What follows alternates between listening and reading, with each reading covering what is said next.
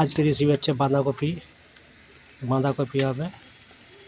কী দিয়ে হবে সেটা দেখুন, কত সুন্দর লাগছে বাঁধাকপি রান্না। দেখুন আমাদের রান্না হয়েছে এই বাঁধাকপি রেসিপি আজকে। মধ্যে বাঁধাকপি, মটর, টমেটো, পেঁয়াজ, আদা, এই আদা, টমেটো, মটর, পেঁয়াজ, বাঁধাকপি দিয়ে হবে। আলু দেবো, কাটা হয়ে গেছে বাঁধাকপি সব, গাজর, বাঁধাকপি আর আলু কাটা হয়ে গেছে। ধুবো, ধুয়ে নিয়ে তারপরে করব। এবার টমেটো কেটেছি, যে টমেটো, মটর ছাড়িয়েছি, পেঁয়াজ দিয়েছি, কাঁচা লঙ্কা দিয়েছি, আদা, সর্ষে আদা দিয়েছি, আদা দিয়ে করব। ধোয়া হয়ে গেছে। এবারে এটাকে আলু, গাজর আর বাঁধাকপিতে একটু নুন দেবো, 3 চামচ নুন দিয়ে হলুদ দিয়ে সিদ্ধ করে নেবো ভালো করে সিদ্ধ করে তারপরে এটাকে ভালো করে দেখুন সিদ্ধ হয়ে গেছে। একসাথে সব দিয়ে যা ছিল একসাথে সব দিয়ে দিয়েছি, সিদ্ধ হয়ে গেছে। ঢাকা দিয়ে দিয়েছি, আর একটু সিদ্ধ হবে। সিদ্ধ হয়ে গেছে, নামিয়ে নেবো। এবারে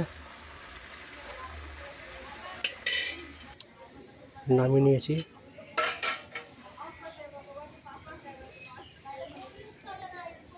সব রেডি আছে।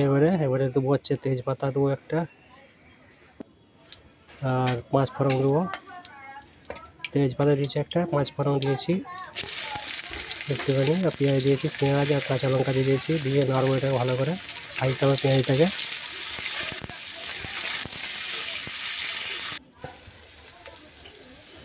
আদা দিয়ে দিয়েছি, আদা দিয়ে একটু নাড়ছি ভালো করে একটু। তারপরে দেবো টমেটো দিয়ে দেবো, টমেটো দিয়ে নাড়বো। 2 চামচ নুন দিয়ে দেবো, তাড়াতাড়ি গলে যাবে।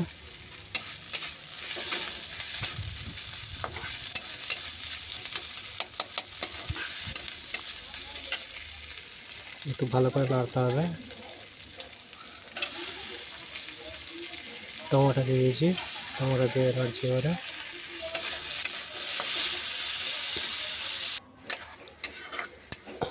আর হয়ে গেছে। আর হলুদ গুঁড়ো দিয়েছি, 1 চামচ হলুদ গুঁড়ো দিয়েছি, আর 1 চামচ লঙ্কা গুঁড়ো, আর ধনে গুঁড়ো দিয়েছি 1 চামচ। দিয়ে ভালো করে নাড়বো, এটাকে ঢাকা দিচ্ছি, টমেটো সিদ্ধ হয়ে যাবে। ঢাকা দিয়ে রেখে দিচ্ছি। এবারে হয়ে গেছে। এবারে কষিয়ে ভালো করে, এবারে টমেটো সব গলে গেছে। এবারে সব দিয়ে দেবো, বাঁধাকপি সব যা ছিল সব দিয়ে দেবো এতে, দিয়ে নাড়বো একটু।